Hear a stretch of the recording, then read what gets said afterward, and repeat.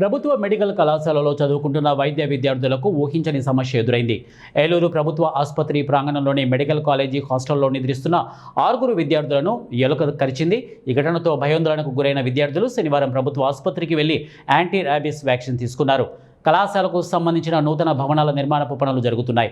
ఈ క్రమంలో అక్కడున్న పొదలు, చెట్లను తొలగించడంతో వాటిలో నివసించే ఎలుకలు, ఇతర విషకీటకాలు సమీపంలోని ఆసుపత్రి, హాస్టల్ భవనాల్లోకి వస్తున్నాయి. దీంతో విద్యార్థులు తీవ్ర ఇబ్బందులు పడుతున్నారు. రాత్రిపూట నిద్రలో ఉన్నప్పుడు ఎలుకలు దాడి చేస్తుండడంతో కంటి మీద కునుకు లేకుండా పోతోందని వారు వాపోతున్నారు.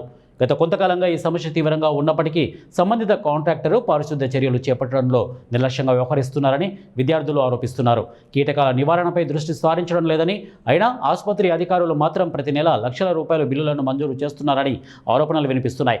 భవిష్యత్తు వైద్యులకు కనీస రక్షణ కల్పించడంలో అధికార యంత్రాంగం విఫలమైందని విద్యార్థులు ఆవేదన వ్యక్తం చేస్తున్నారు.